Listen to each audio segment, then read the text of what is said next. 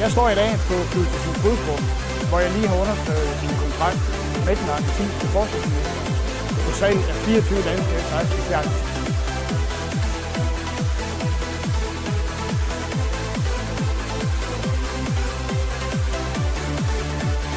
This contract, this purchase means a lot to us, really. It's a game changer, it's a milestone. I cannot describe it in words, really. You can tell by the faces of my guys here how excited they are. This is a real important thing for Argentina especially. Når det her projekt er lykkedes, så skyldes det, at vi har en gruppe af super professionelle, hårdarbejdende mennesker, der er tilbage.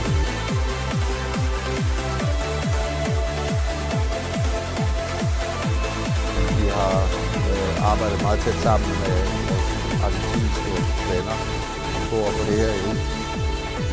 Og hele vores samarbejde har været helt fantastisk, meget tillidsfuldt og på alle måder godt. Og det er en af hovedårsagen til, at vi står her.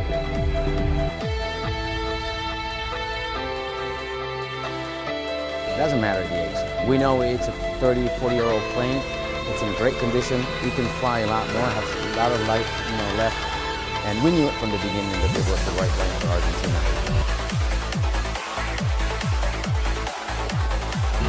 Så det danske forsvar, der er jeg ikke et øjeblik i tvivl om, at F-16 som våbensystem er det mest succesfulde i Danmark.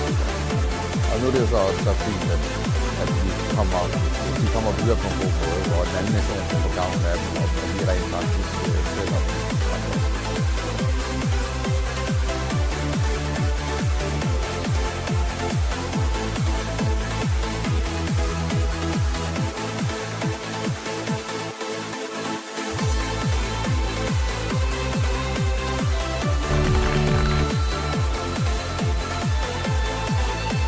Got a little emotional.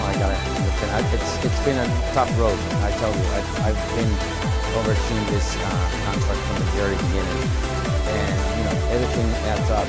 So we're so happy, and I tell you, I'm happy with see all the Argentines down there waiting for this to be real. So today is a great day.